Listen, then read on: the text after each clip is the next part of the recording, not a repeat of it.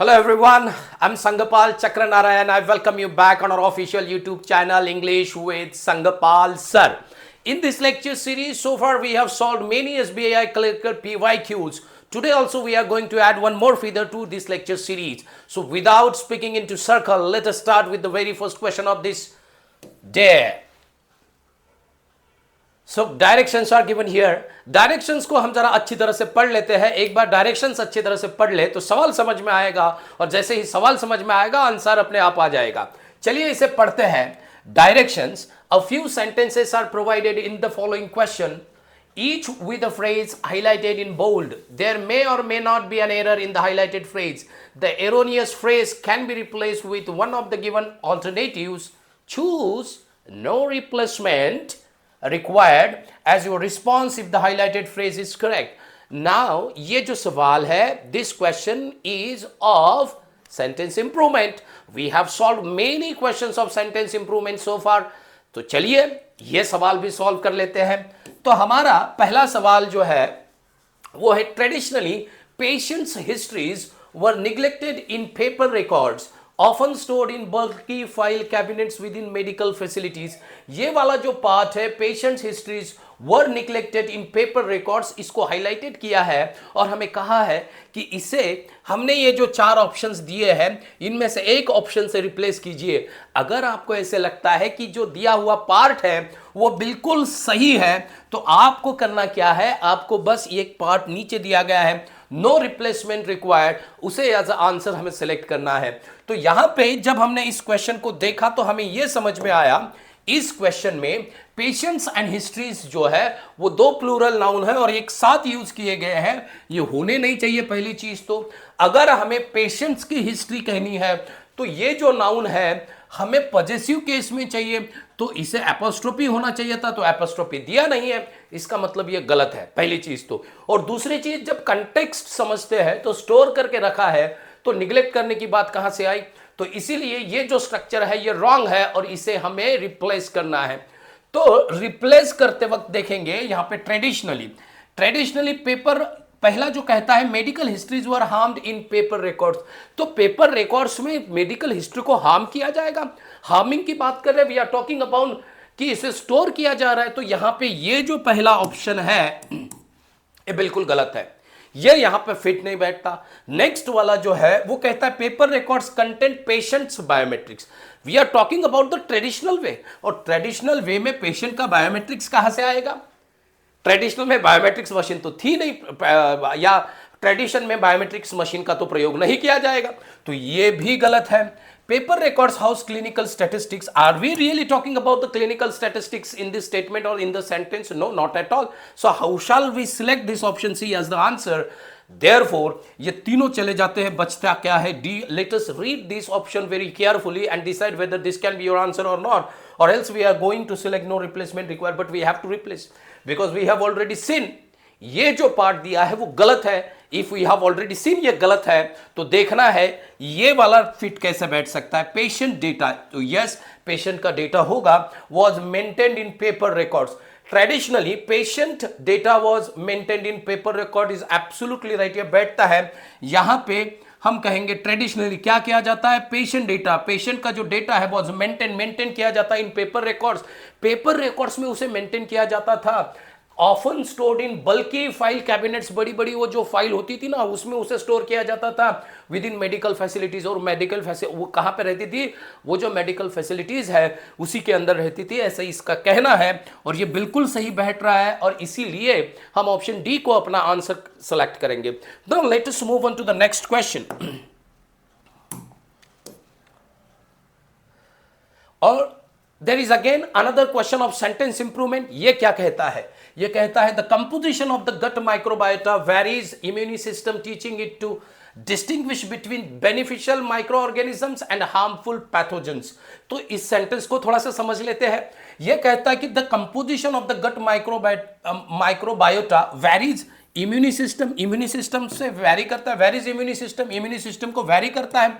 तो बिल्कुल ये गलत हो जाता है, इम्यूनी सिस्टम को वैरी नहीं कर रहा, क्योंकि यहां पे जो बात हो रही है, यहां पे जो बात हो रही है टीचिंग की बात हो रही है, तो ये टीच करता है इम्यूनी सिस्टम टीचिंग इट. ये माइक्रोबायोटा जो यहां पे दिया है the composition of the gut microbiota, तो ये दो गट माइक्रोबायोटा जो है वो इसको इम्यूनी सिस्टम को कुछ तो बताता है, कुछ तो डिफरेंशिएट करने के लिए कहता है। ऐसा हमें यह सेंटेंस पढ़ने के बाद समझ में आया। तो चलिए देखते हैं। तो इसका मतलब है कि ये जो पार्ट है वो गलत है क्योंकि वैरीज नहीं आएगा। तो इसे किससे रिप्लेस किया जाएगा ये हमें देखना है। तो पहला जो है वो कहता है the composition of the gut microbiota varies the human gastrointestinal tract often immune system. तो यहां पे समझ लीजिए ऑफन क्या है, तो ये हमारा एडवर्ब ऑफ फ्रीक्वेंसी है। क्या है ये? Adverb of frequency. और एडवर्ब ऑफ फ्रीक्वेंसी क्या बताएगा? कोई भी चीज घटने की फ्रीक्वेंसी, वो कितनी बार घटित हो चुकी है, कितनी बार घटित होती है, कितनी बार घटित होगी, यह दर्शाने का काम कौन करेगा? एडवर्ब ऑफ फ्रीक्वेंसी करेगा। तो यहां पे ये दिया नहीं है कि माइक्रोबायोटा ऑफन इम्यूनी सिस्टम, तो यहां पे वर्ब भी नहीं है, तो इंफॉर्मेशन दे नहीं पाएगा, तो ये हमारा आंसर नहीं होगा। सेकेंड ऑप्शन जो है the most fascinating areas of immune system, क्या होगा ये? The most fascinating areas of immune system teaching. तो ये कंटेक्स्ट नहीं बैठ रहा है। The most fascinating areas of immune system क्या है? मोस्ट फैसिनेटिंग एरियाज हमें दिखना चाहिए, दिया नहीं है, तो ये भी हमारा ऑप्शन आंसर नहीं हो सकता। The gut microbiota actively educates, the gut microbiota actively educates the immune system, तो ये बिल्कुल सही है। द जो है वो नाउन के पहले आता है, तो ये बिल्कुल सही है। सिस्टम यहाँ पे नाउन है, इम्यूनी सिस्टम कौन सा? इम्यूनी सिस्टम, तो इम्यूनी ये एडजेक्टिव हो गया, तो ये बिल्कुल सही है, ये हो सकता है। पर हमें लास्ट वाला भी पढ़ना है। In the world of health and wellness immune system, तो वेलनेस क्या है यहाँ पे? तो वेलनेस जो है वो हमारा नाउन है। और ये कि याद रखिएगा, ये भी नाउन, ये भी नाउन, दो नाउन ऐसे इकट्ठा नहीं आ सकते। आने हैं तो उनके बीच में या तो कॉमा चाहिए, उनको या तो कंजंक्शन से कनेक्ट करना पड़ेगा, या एक नाउन का दूसरे नाउन के साथ क्या रिलेशन है, ये रिलेशन हमें प्रेपोजिशन से दर्शाना पड़ेगा, इतना याद रखिए। तो इसीलिए इसका answer in the world of health and wellness हो ही नहीं सकता। ये कंटेक्स्ट भी सही नहीं है और ये दो नाउन भी एक साथ नहीं आएंगे। जैसे मैंने कहा है कि इनको कनेक्ट करने के लिए जो चीजें बोली है वो अगर है तो वी कैन रिलेट एक दूसरे के साथ क्या संबंध है, पर दी नहीं है तो रिलेट करना बहुत डिफिकल्ट हो जाता है, तो ये भी नहीं आएगा। तो बचता क्या? ये तो बिल्कुल सही जा रहा है, समझ में भी आ रहा है, कंटेक्स्ट में भी बैठ रहा है, स्ट्रक्चर में भी बैठ रहा है, तो इसीलिए ऑप्शन सी जो है वो हमारा इस सेंटेंस का आंसर होगा। Now let us move on to the next question. The next question is, artificial intelligence can help breeders develop crop varieties data quickly and accurately, has revolutionized the field of crop breeding. Now here in this sentence, artificial intelligence can help breeders किस चीज में? Develop crop varieties, ठीक है, develop crop varieties data quickly. तो यहां पे again इससे पहले मैंने जो बात की थी वही बात यहां पे अप्लाई होगी। क्या बात थी? varieties. What is varieties? Again, varieties is a noun. What is data? Data is also a noun. And as I told you, two nouns cannot be used together unless ये noun जो है वो adjective की तरह काम करे, या दूसरी चीज दो नाउन है तो उसे कॉमा से अलग कीजिए, तीसरी चीज दो नाउन है तो उसे कंजंक्शन से कनेक्ट कीजिए। अगर कनेक्ट करना है तो या तो फिर प्रेपोजिशन तो होना चाहिए बीच में, दोनों का रिलेशन दर्शाने के लिए। दोनों नहीं है, मतलब ये जो स्टेटमेंट, ये जो हाईलाइटेड फ्रेज या पार्ट है ये ठीक नहीं है, सही नहीं है, गलत है। So we have to replace it. तो रिप्लेसमेंट के लिए क्या दिया है यहाँ पे? Can predict a plant's performance. Artificial intelligence can predict a plant's performance based, तो बेस्ड ऑन व्हाट? तो बेस्ड डेटा तो होगा नहीं, तो बेस्ड ऑन समथिंग होना चाहिए, तो ये ऑप्शन हमारा आंसर नहीं हो सकता है। नेक्स्ट कहता है artificial intelligence is a time consuming and complex process. If it had been a time consuming and complex process, how could data quickly, ये जो एक्सप्रेशन है यहां पे आता है data quickly and accurately, accurate चीज कहां से आएंगे? हैज रेवोल्यूशन, और रेवोल्यूशन कहां से होगा? तो इसका मतलब ये ऑप्शन भी हमारा यहां पे फिट नहीं होता है। थर्ड ऑप्शन कहता है artificial intelligence involves crossing different plant varieties. Again varieties ये नाउन आ रहा है, तो ये भी नहीं होगा। अब बचता है हमारा ऑप्शन डी। अब एरर है तो ये अपना आंसर होना ही चाहिए। चलिए इसे ठीक से समझते हैं। Artificial intelligence involves I am sorry, artificial intelligence with its ability, उसकी एबिलिटी है to analyse vast amounts of, analyse करना है what's amount of what, data. Of क्या है, प्रेपोजिशन है, अमाउंट क्या है, नाउन है, डेटा क्या है, नाउन है। एक नाउन का दूसरे नाउन के साथ क्या संबंध है वो प्रेपोजिशन से दर्शा सकते हैं। तो ये जो स्ट्रक्चर है ये बिल्कुल सही बैठता है और इसीलिए ऑप्शन डी जो है इस क्वेश्चन का आंसर होगा। Now let us move on to the question number 4। And in this question, just a minute, it is not changed yet. And in this question the sentence is storytelling transcends cultural, linguistic and generational boundaries, making it a universal tool for education. Storytelling has become a universal tool for education. तो ये सही बैठ रहा है। Transcends, what does mean by transcends? तो transcends का मतलब होता है to go further,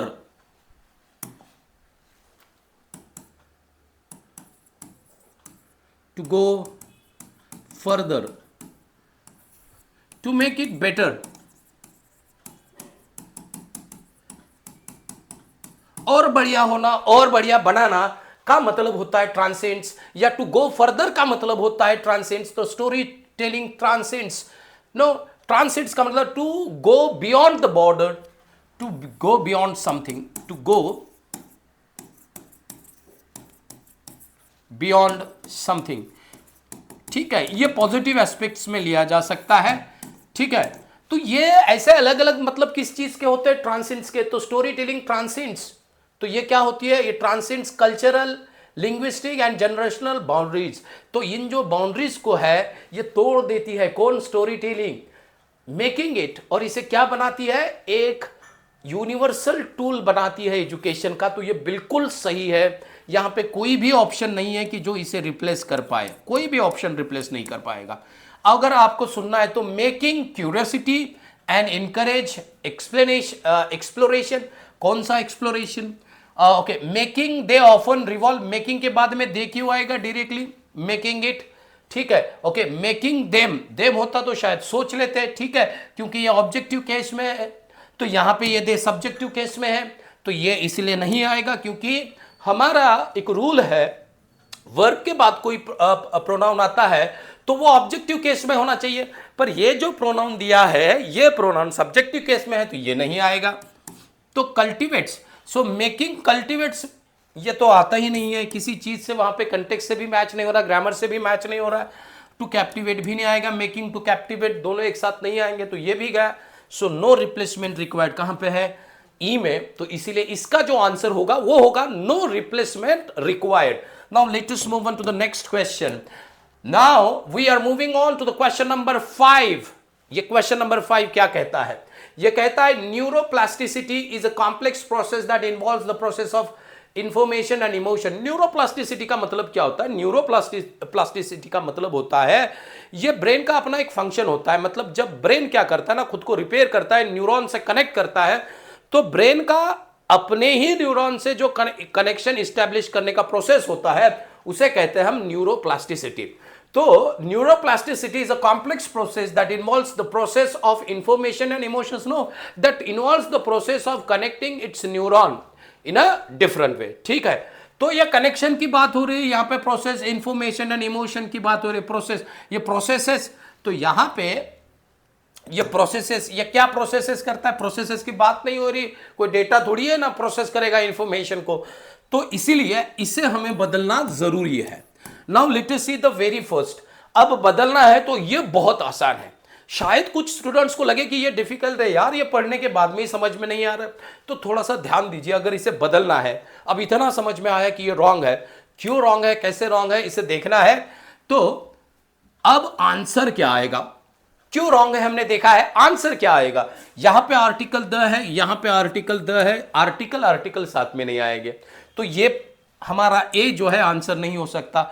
यहां पे भी आर्टिकल है, आर्टिकल साथ में नहीं आएंगे, दो आर्टिकल एक साथ कभी भी यूज नहीं किए जाते ग्रामर में, तो ये भी हमारा आंसर नहीं होगा। तो हमारे दो तो पहले ही गए, बचे हैं हमारे पास डी और बी, और डी में दिया है फॉर, तो यहां पे एक याद रखिए कि आर्टिकल के बाद कभी भी कोई प्रेपोजिशन आता नहीं, तो ये भी गलत है, बचा क्या हमारे पास बी, तो इसीलिए बी इसका आंसर होगा। इसे अब ठीक तरह से पढ़ लेते हैं।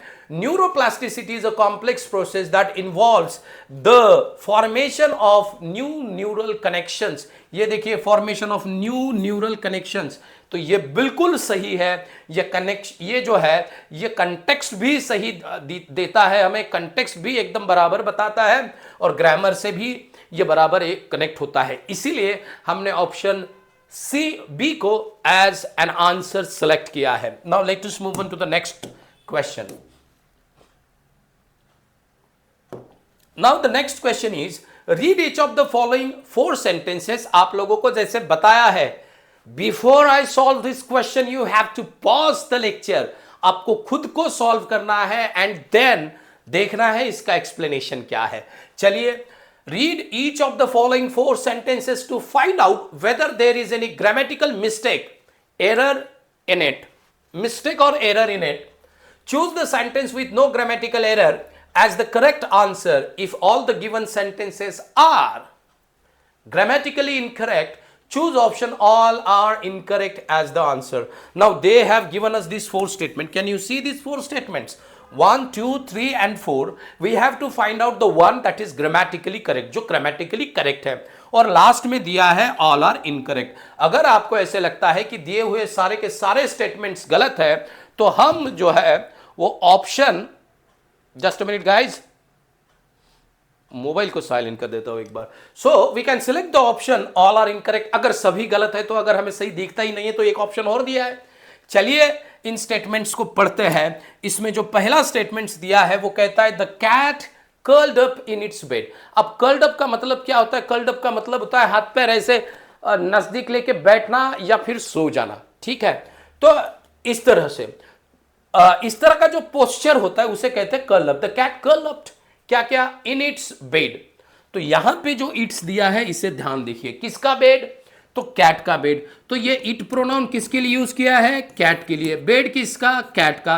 तो यहां पे जब हम किसी प्रोनाउन को नाउन के पहले पोजीशन दर्शाने के लिए यूज करते हैं तो वो पजेसिव एडजेक्टिव होता है। और जब पजेसिव एडजेक्टिव की बात होगी तो पजेसिव एडजेक्टिव क्या है? My, our, your, his, her, its, their, ये इस तरह से वंस, ये याद रखना है, वंस को ही एपोस्ट्रोफी एस है, अदरवाइज किसी भी पजेसिव एडजेक्टिव को एपोस्ट्रोफी एस लगा हुआ नहीं है। तो इसका मतलब ये जो पजेसिव एडजेक्टिव दिया है जिसे एपोस्ट्रोफी एस लगाया है वो गलत है। अगर ये गलत है तो ये स्टेटमेंट हमारा आंसर नहीं हो सकता। Next one, John's new apartment is bigger than his old one. तो जॉन जो है वो प्रॉपर नाउन है, इसे एपोस्ट्रोफी एस है, पोजेशन है, क्या है उसका? तो न्यू अपार्टमेंट की बात हो रही है उसकी, is bigger than his old one. तो यहां पे एक पता चला कि यह स्टेटमेंट सही है, इसमें गलत नहीं है कुछ, तो यह स्टेटमेंट सही है, इसे सर्कल कर दिया। She can sing good enough to impress the जजेस। तो यहां पे जब इस स्टेटमेंट को आप पढ़ोगे, she can sing good enough to impress the जजेस, you come across with the word she can sing. She is the subject, can is a modal auxiliary verb, उसके बाद में सिंग इज अ V1, और कैसा सिंग करती है? तो सिंग के बारे में ज्यादा इंफॉर्मेशन है, गुड। तो एक बात याद रखना है, जब भी आप सेंटेंस में वर्ब के बारे में कोई भी वर्ड अगर हमें एक्स्ट्रा इंफॉर्मेशन देगा, तो वो एक्स्ट्रा इंफॉर्मेशन देने वाला शब्द हमें एडवर्ब ही चाहिए, पर यहां पे दिया है उन्होंने एडजेक्टिव, तो यह गलत है। तो यहां पे क्या होना चाहिए था? यहां पे WELL वेल होना चाहिए था। She can sing well enough to impress the जजेस, तो जाके यह सेंटेंस सही होता, पर इन्होंने गुड दिया है, इसलिए यह सेंटेंस स्टेटमेंट रॉन्ग है। Now let us move on to the last statement. The students were asked to raise their hands. Now look at this statements. The students plural है, वेयर प्लूरल है, दोनों plural है, सही जा रहे हैं। इसके बाद में आस्क्ड है, ये V3 है, ये भी स्ट्रक्चर में सही है, पैसिव का सेंटेंस है। टू रेज उठाना है, क्या? Their hands. तो हैंड्स क्या है? नाउन है। हैंड्स क्या है? नाउन है। किसके हैंड्स? स्टूडेंट्स के। तो यहां पे किनके हैंड्स है? तो पोजीशन दर्शाना है। तो पोजीशन दर्शाना है तो पजेसिव एडजेक्टिव चाहिए, और दे का पॉजिटिव एडजेक्टिव THEIR देयर है, पर यहां पे दे THEY एपोस्ट्रोफी RE, इसका मतलब होता है दे आर। इसका मतलब क्या होता है? They are hands. तो ये ग्रामेटिकली जो है रॉन्ग है। तो हमारे पास अभी बचा कौन? तो बचा है बी, जो एक हमने छोड़ दिया था। ये बिल्कुल सही है, इसमें कोई भी एरर नहीं है, and therefore option B is the answer. I hope guys you are getting it. और कोई सवाल होता है, कोई चीज होती है जो आपको पूछनी है, बोलनी है, you can comment in the comment box. मैं जब कमेंट्स पढ़ूंगा तो yes, I try to answer your questions too. चलिए देखते हैं next question, and the next question is read each of the following 4 sentences to find out whether there is any grammatical mistake or error in it. ठीक है? Choose the sentence with no grammatical error as correct answer. If all the given sentences are grammatically incorrect, choose option all are incorrect as the answer. सवाल वही है, question change नहीं हुआ है। Sentence हमें 4 दिए हैं, उनमें से जो राइट है, करेक्ट है, वो हमें सेलेक्ट करना है एज आंसर। अगर ऐसा लगता है कि सारे गलत है तो ऑल आर इनकरेक्ट, ये ऑप्शन तो हमारे पास पड़ा ही है, उसे सिलेक्ट कर सकते हैं। तो चलिए इसे देखते हैं। पहला स्टेटमेंट कहता है the group of friends were, यहां पे इन्होंने कहा the group of friends were excited about the upcoming trip. तो यहां पे बात फ्रेंड्स की नहीं, ग्रुप की हो रही है। और ग्रुप कैसा है? सिंगुलर, और जैसा सब्जेक्ट वैसा वर्ब होना चाहिए। सब्जेक्ट एंड वर्ब का ये सब्जेक्ट एंड वर्ब अग्रीमेंट का ये रूल है, सब्जेक्ट एंड वर्ब रिलेशन का रूल है। सब्जेक्ट सिंगुलर तो वर्ब सिंगुलर, पर यहां पे वर्ब दिया है प्लूरल, तो इसीलिए ये स्टेटमेंट रॉन्ग है। तो इसे आंसर ये एलिमिनेट हो जाता है यहीं पे।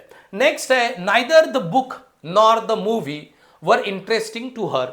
यहां पे नाइदर नॉर से 2 सब्जेक्ट को कनेक्ट किया है, बुक और मूवी को। रूल ये कहता है अगर नाइदर नॉर से 2 सब्जेक्ट कनेक्ट है, नाइदर नॉर से, ठीक है, नाइदर नॉर से 2 सब्जेक्ट कनेक्ट है, तो सेंटेंस में आने वाला वर्ब ये लास्ट सब्जेक्ट के अनुसार होता है।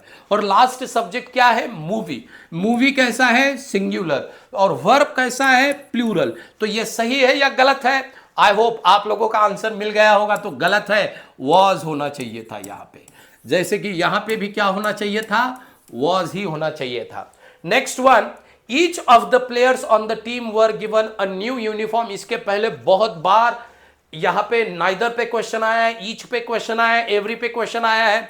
तो एक याद रखना है, ईच के बाद में जो वर्ब आएगा वो हमेशा सिंगुलर होता है, पर यहां पे प्लूरल है।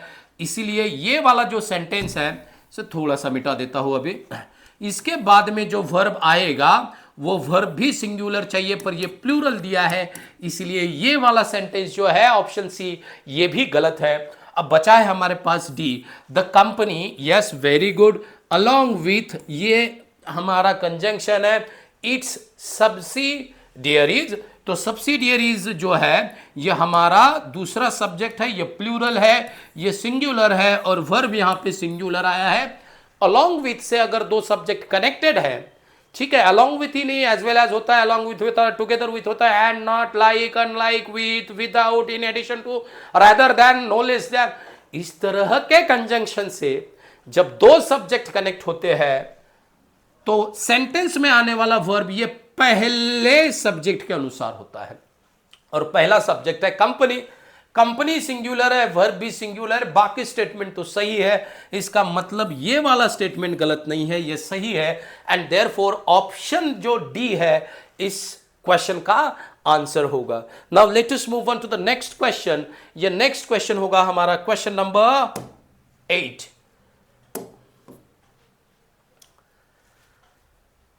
Again we have 4 statements, 4 sentences. We have to find out कि कौन सा सही है, और लगता है कि कोई सही नहीं है तो ऑल आर इनकरेक्ट तो हमारे साथ है ही है।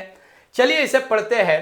Sam and me will be attending the conference next week. समझ में आता है कि जब 2 नाउन्स, जब 2 सब्जेक्ट एंड से कनेक्ट है, इसके पहले सब्जेक्ट आया है तो इसके बाद में भी क्या आएगा? सब्जेक्ट आएगा। तो सब्जेक्ट होगा तो इसका फॉर्म कौन सा होगा? सब्जेक्टिव फॉर्म होगा। कौन सा फॉर्म होगा? सब्जेक्टिव फॉर्म होगा। और ये मी कौन से फॉर्म में है? तो मी है हमारा ऑब्जेक्टिव फॉर्म में। तो ये ऑब्जेक्टिव फॉर्म सही है या गलत है? तो ये ऑब्जेक्टिव फॉर्म गलत है, तो इसीलिए ये स्टेटमेंट गलत है। नेक्स्ट स्टेटमेंट क्या कहता है? The movie was so board that I fail asleep halfway through। Movie बहुत बोरिंग थी या बोर्ड थी। तो एक याद रखना है, पर्सन बोर्ड हो सकता है, पर चीज जो है वो बोरिंग होती है हमेशा।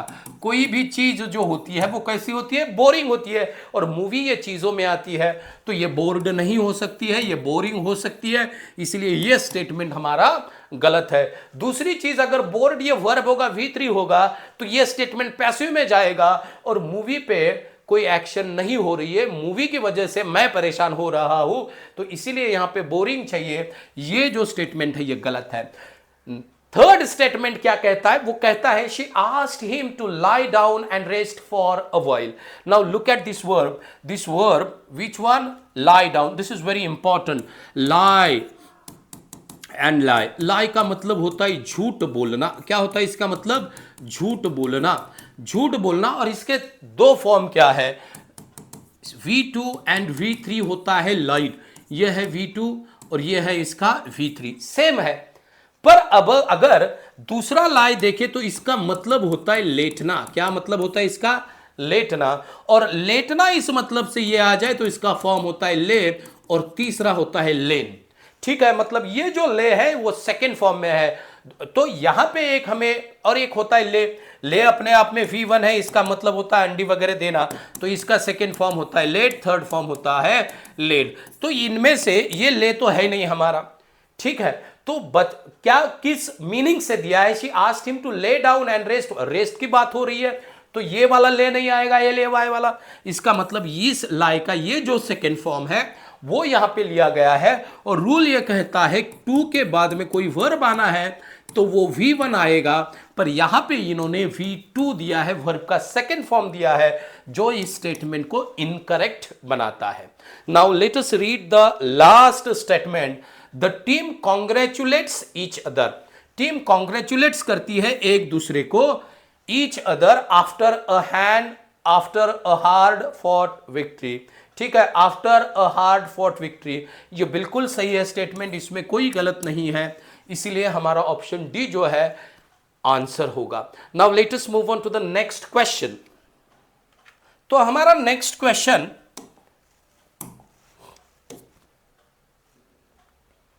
Question number 9।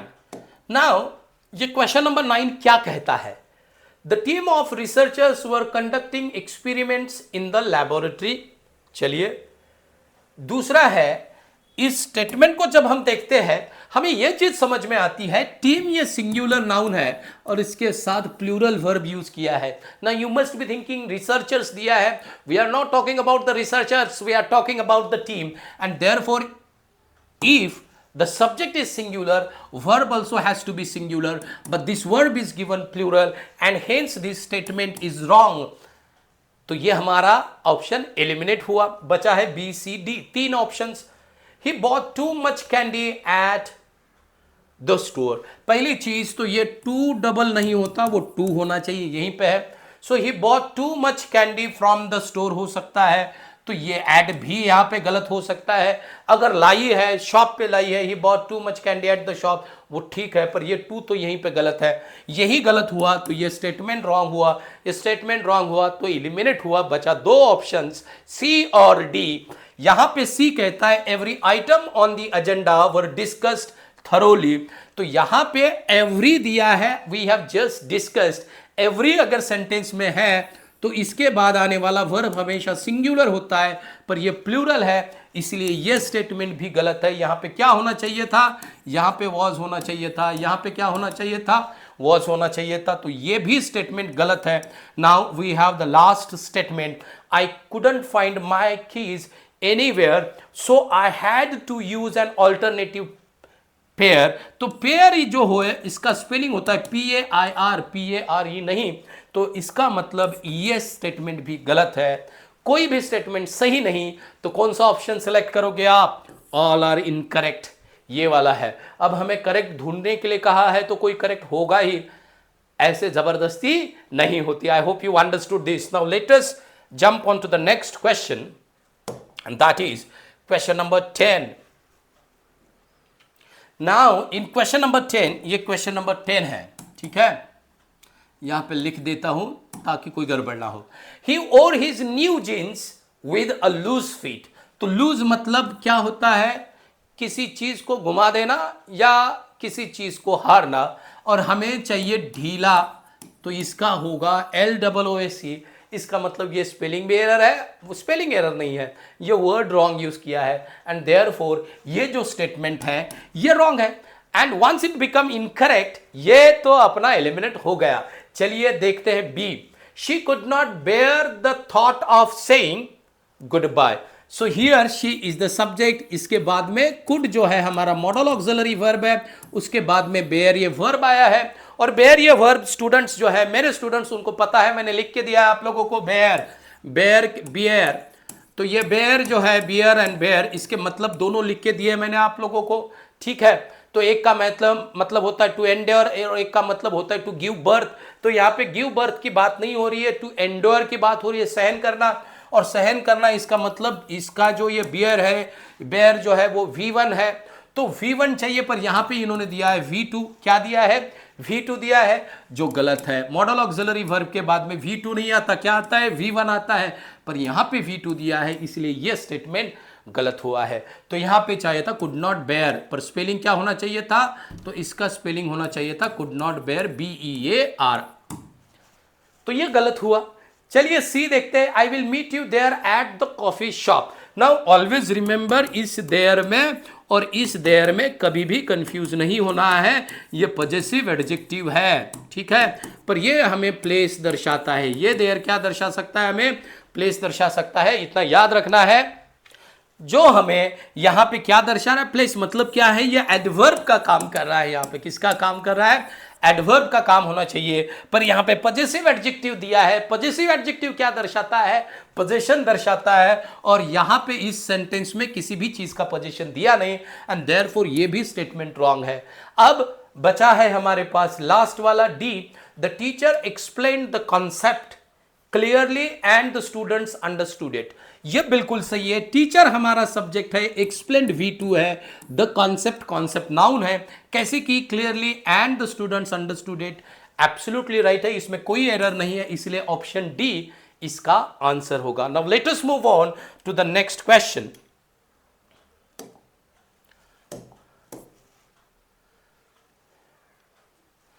In the passage, 5 coherent sentences are given which are not arranged in meaningful order. Rearrange these sentences in the correct order to answer the following questions. चलिए इसे देखते हैं, थोड़ा सा समझ लेते हैं। यहां पे हमें ये जो स्टेटमेंट्स दिए हैं, ये statements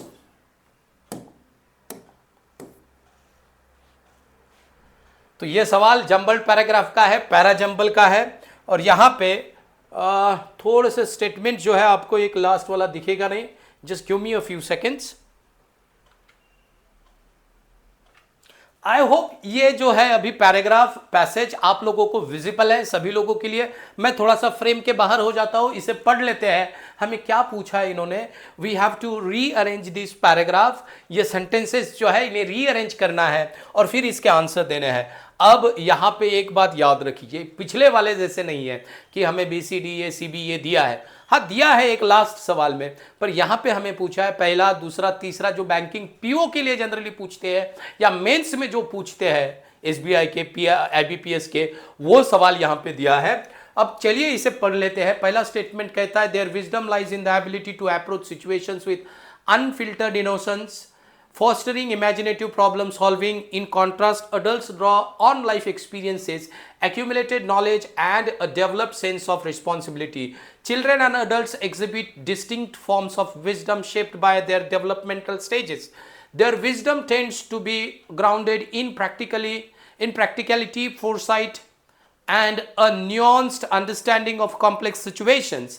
As children often possess a natural curiosity, unbridled creativity, and a fresh perspective unencumbered by preconceived notions. तो इसे थोड़ा सा समझ लेते हैं। पहली बात तो ये कि याद रखिए, यहां पे दिया है हमारा देयर, यहां पे दिया है हमारा देयर, यहां पे, तो इसका मतलब इन कॉन्ट्रास्ट, तो इन कॉन्ट्रास्ट बता रहा है कि इसके पहले किसी की तो भी बात हो रही है, तो ये भी हमारा पहला स्टेटमेंट हो नहीं सकता। इसका मतलब सी या ई जो है हमारा एक स्टेटमेंट, पहला स्टेटमेंट होगा। तो इसे देख लेते हैं। Children and adult exhibit distinct forms of wisdom shaped by there developmental stages. तो यहाँ पे अडल्ट और चिल्ड्रन के बारे में बात हो रही है, उनके विजडम के बारे में बात हो रही है कि विजडम उनका किस तरह से शेप होता है। Forms wisdom distinct from wisdom shaped by there developmental stages. तो यहां पे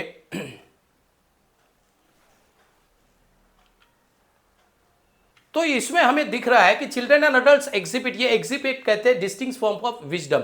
तो इनका जो विजडम जो है, इनमें जो हमें जो विजडम आता है, तो चिल्ड्रन में जो आता है और अडल्ट्स में जो आता है, ये दोनों में कुछ डिफरेंस होता है। वो डिफरेंस क्या होता है ये हमें यहां पे देखना है। तो इसका मतलब ये है सी जो है हमारा, ये याद रखना है, सी जो है हमारा पहला स्टेटमेंट हो सकता है। As children often possess a natural curiosity, तो यहां पे natural curiosity, unbridled creativity and a fresh perspective unencumbered by preconceived notions. तो ये आगे आइडिया को क्या कर रहा है, इस आइडिया को हमने तो इसे ही पढ़ा, तो हमें समझ में आया कि इस आइडिया को ये आगे लेके जा रहा है कि अब हम दोनों के बारे में बात कर रहे हैं, अडल्ट और चिल्ड्रन की, वो किस तरह के अपने विजडम के फॉर्म्स जो है वो सेपरेट दर्शाते हैं कि किस तरह से चिल्ड्रन का वो जो विजडम है वो डेवलप्ड होता है और अडल्ट का किस तरह से डेवलप होता है। तो यहां पे हमें समझ में आया कि जनरल आइडिया यहां पे दी है और ई ने उसे आगे लेके, ई जो है उसे आगे लेके जा रही है। तो as children often possess a natural curiosity, unbridled creativity and a fresh perspective unencumbered. Unencumbered का मतलब क्या होता है, अनबर्डन्ड, ठीक है। तो यहां पे perspective unencumbered by preconceived notions. Preconceived मतलब पहले से अपनी जो धारणा होती है उस धारणा को हम कहते हैं प्री कंसीव्ड नोशंस, ठीक है। उसके बाद में क्या आएगा, their wisdom tends to grounded in a practicality, children foresights and a nuanced understanding of complex situation. क्या बच्चे कॉम्प्लेक्स सिचुएशन को समझ पाते हैं? नहीं। तो प्रैक्टिकलिटी क्या बच्चों में होती है? नहीं। तो इसका मतलब ई के बाद में डी नहीं आएगा। इन contrast adults draw on life experiences, तो ये नहीं आएगा। तो यहां पे बी भी नहीं आएगा। इन कॉन्ट्रास्ट, डायरेक्टली कॉन्ट्रास्ट क्यों होगा, पहले इसको तो कंप्लीट कर लो। Their wisdom lies in the ability to approach situations with altered innocence, I am sorry, unfiltered innocence, fostering imaginative problem solving.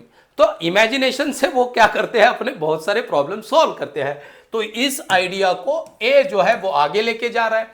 और फिर अब चिल्ड्रन के बारे में बात हुई है, तो अब थोड़ी सी अडल्ट के बारे में भी बात होनी चाहिए। In contrast adults draw on life experiences, accumulated knowledge and a developmental sense of responsibility. और फिर their wisdom tends to be, किनका, अडल्ट्स का, tends to be grounded in practicality, foresights and nuanced understanding of complex situations. तो हमें ऐसे नजर आया कि सी के बाद में पहले आया है हमारा ई, ई के बाद में जो आया है वो है ए के बाद में बी और बी के बाद में डी आया है। अब ये जो हमारा सीक्वेंस है सी ई ए बी डी, ये हमारा सीक्वेंस आया है सी ई ए बी डी। तो इसे याद रखना है कि हमारा जो सीक्वेंस है वो क्या है, सी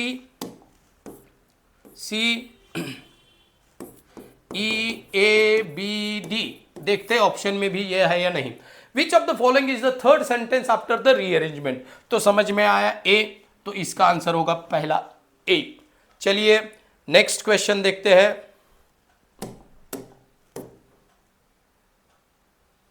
तो स्टेटमेंट का सीक्वेंस याद रखना है सी ई ए बी डी। तो यहां पे विच of the following is the fifth one, तो यहां पे जब लिखते हैं हम सी ई ए बी डी, तो यहां पे फिफ्थ कौन सा है, तो फिफ्थ जो है वो डी है। कहां पे दिया है, ऑप्शन सी में, इसलिए ऑप्शन सी इसका क्या होगा, आंसर होगा। Now let us move on to the next one. Question number 13 ये कहता है which of the following is the second sentence. तो हमने देखा है ई जो है हमारा सेकेंड सेंटेंस है, तो ये आ गया हमारा इसका आंसर बी। अब इसमें समझाने वाली कोई चीज नहीं है। Next, which of the following is the first statement. तो ये है सी, इसका भी आंसर आया है। चलिए क्वेश्चन नंबर, अरे यहां पे तो सीक्वेंस ही दिया है यहां पे सीक्वेंस। तो ये वाला सी ई ए बी डी ये हमारा सीक्वेंस आएगा। अगर किसी को डाउट लग रहा है तो पहले क्या करना है ना, अगर ऐसे ऑप्शन दिए हैं तो पहले इसी सवाल को देख लेना है, पहले इसी को देखना है, इसको देखने के बाद में फिर बाकी के सवाल सॉल्व करने हैं। क्यों? क्योंकि ये हमें आंसर तक जल्दी पहुंचाता है। ये वाला पैटर्न हमें आंसर तक बहुत जल्दी पहुंचाता है कंपेयर टू जो मैंने दिया है। वो ऑप्शन या वो जो अभी जो मैंने जिस तरह से सॉल्व किया है वो तरीका जिनको इंग्लिश अच्छे से आती है उनके लिए ठीक है, पर जिन्हें लगता है कि yes I may commit mistake while solving this type of questions, तो अगर इस तरह का ऑप्शन दिया है तो पहले इसे टैकल कीजिए और फिर बाद में पहला कौन सा, दूसरा कौन सा, तीसरा कौन सा, इन जैसे सवालों को हम टैकल कर सकते हैं। Now let us move on to the next question guys.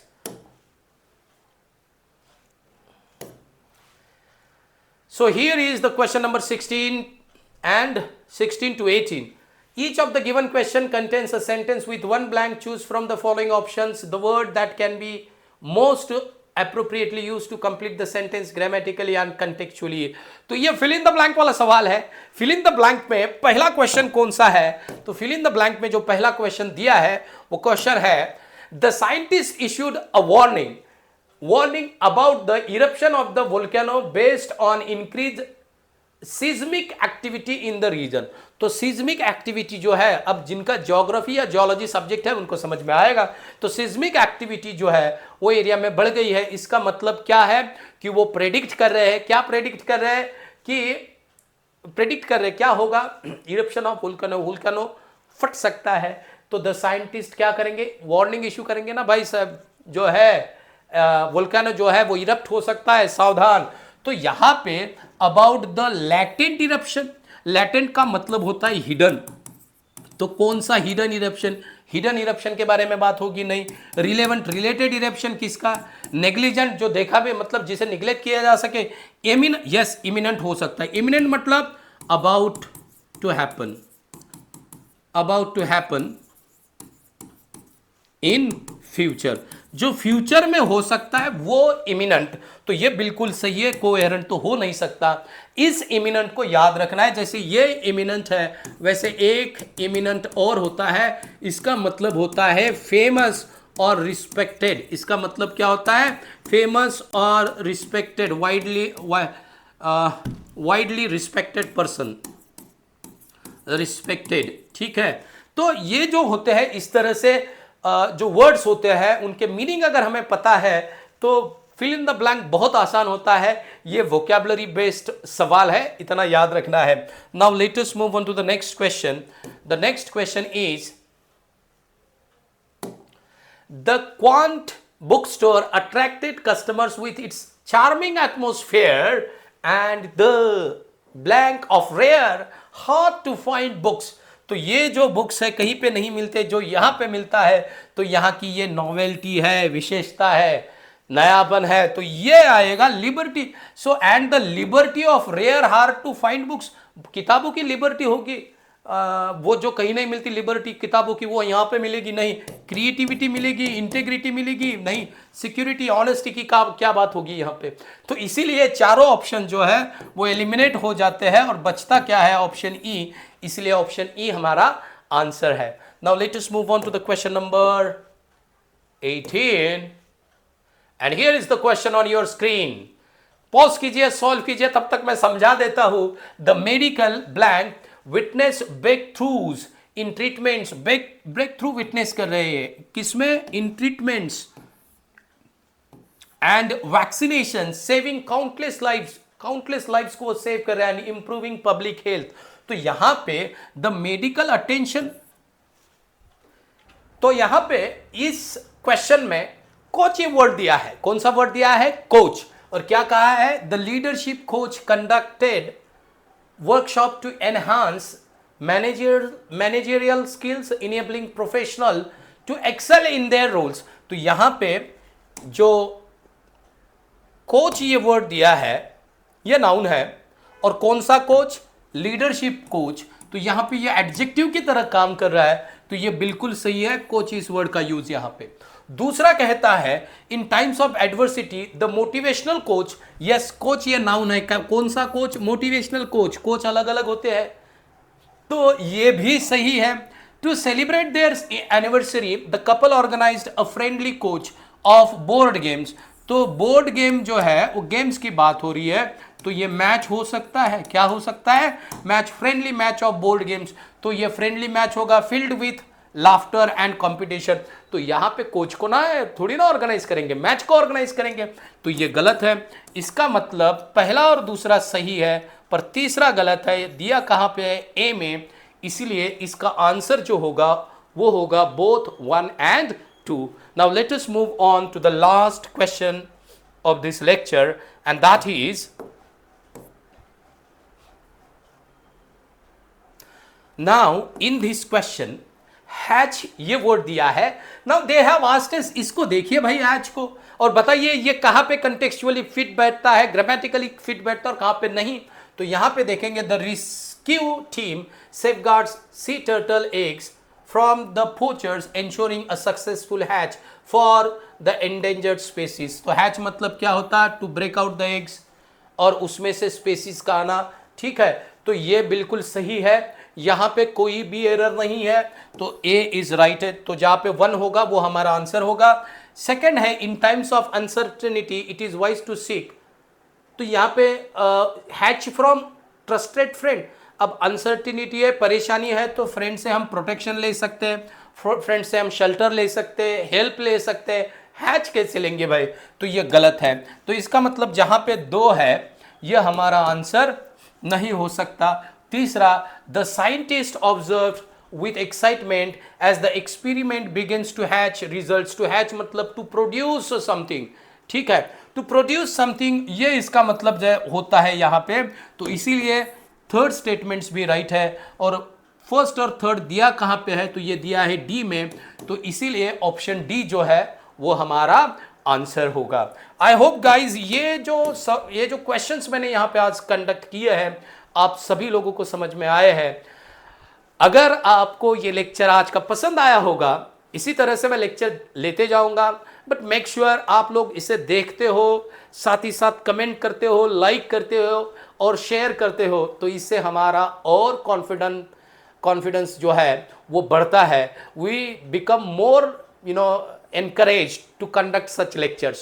so I hope अभी तक अगर किसी ने जो देख रहा है वो सब्सक्राइब नहीं किया है तो सब्सक्राइब पे क्लिक कीजिए। हम वो बेल आइकन जो होता है ना उसे भी दबा के रखिए, ताकि जैसे ही लेक्चर अपलोड हो तो वो नोटिफिकेशन आपको मिल जाए। मिलते हैं नेक्स्ट लेक्चर में with one more previous year question paper. तब तक के लिए इजाजत चाहता हूं, मिलते हैं नेक्स्ट लेक्चर में। Bye bye, take care, have a great day.